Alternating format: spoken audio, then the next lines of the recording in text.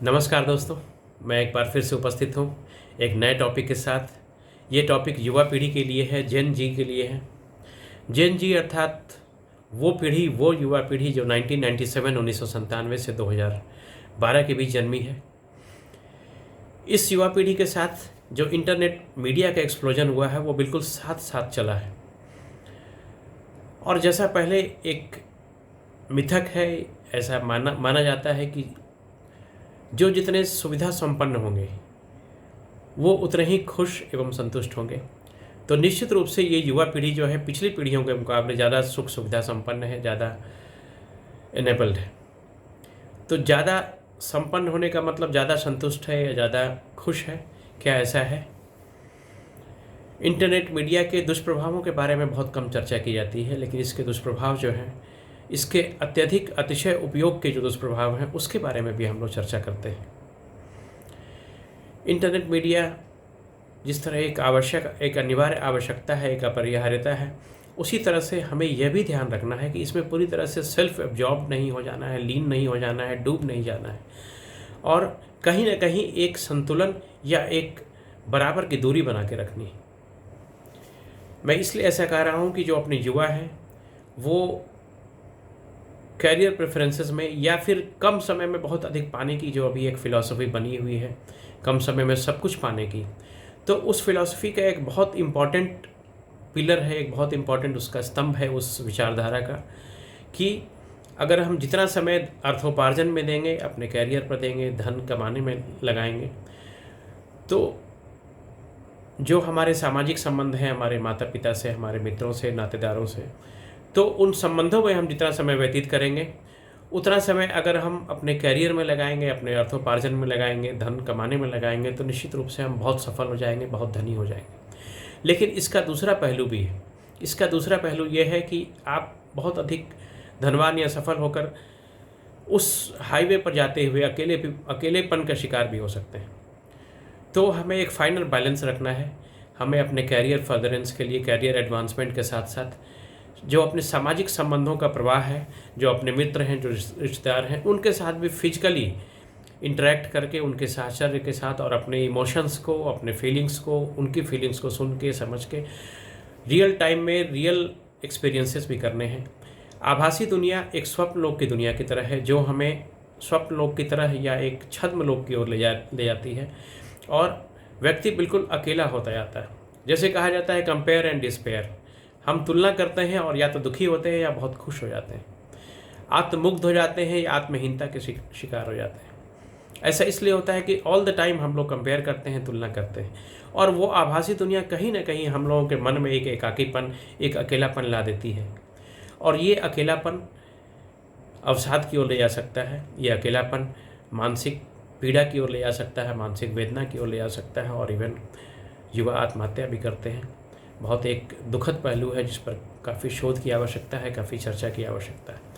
तो internet media एक necessary evil है, इसके साथ हमें चलना है। इसके बहुत सारे ब्लेसिंग्स भी हैं, लेकिन हमें ये देखना है कि ये बात भी निश्चित है कि जितना ज़्यादा स्क्रीन टाइम रहेगा उतना ही लो आपका साइकोलॉजिकल हेल्थ जो है वो रहेगा। जितना अधिक स्क्रीन टाइम आपका रहेगा, आपका मानसिक स्वास्थ्य उतना ही प्रभावित होगा। मानसिक स्वास्थ्य पर यह आघात करती है। तो इसलिए एक बैलेंस बनाने की आवश्यकता है, और जिस तरह से हम लोग उपवास करते हैं, फास्टिंग करते हैं, उसी तरह से हमें डिजिटल फास्टिंग या इंटरनेट मीडिया से भी फास्टिंग की ज़रूरत है, एक दूरी बनाने की ज़रूरत है। यदि हम पूरे दिन दूरी नहीं बना सकते हैं तो दिन के एक बड़े भाग में हम ज़रूर उस दूरी बनाएं, अपने आप से बातें करें, अपने संबंधों को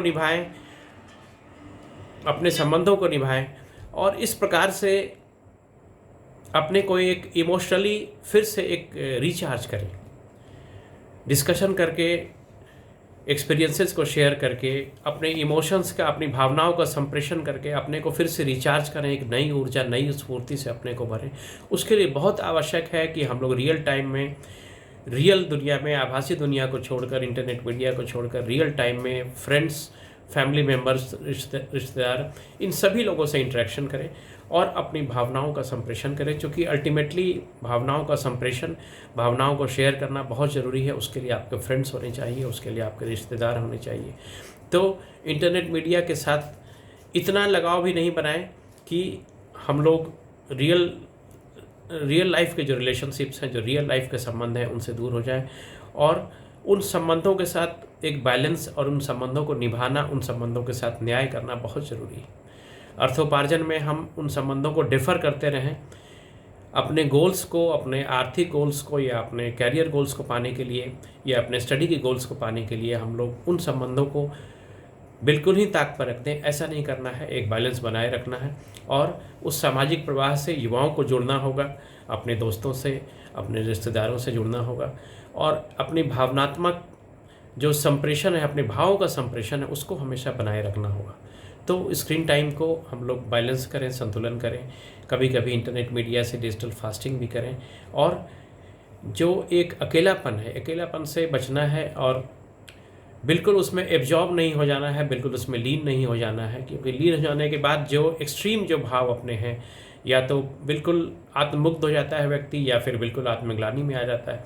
तो इस तरह से कंपेयर एंड डिस्पेयर वाली भावना से बचना है और निश्चित रूप से निसंदेह हमारे युवा इतने सक्षम हैं, इतने बुद्धिमान हैं, इतने विवेकपूर्ण हैं कि वो इस बात को समझेंगे कि फाइनल बैलेंस जो है उसे बनाना है, एक संतुलन को बनाना है, इंटरनेट मीडिया के ऑल एनकम्पासिंग प्रभाव को कंटेन करना है और अपने मानसिक स्वास्थ्य के लिए जो रियल हमारे सामाजिक संबंध है, सामाजिक प्रवाह है, संबंधों का जो फ्लो है, उस फ्लो में भी अपने दोस्तों से, अपने रिश्तेदारों से फ्रेंडशिप्स बनाना है और उनके साथ रियल टाइम इंटरेक्शन करना है।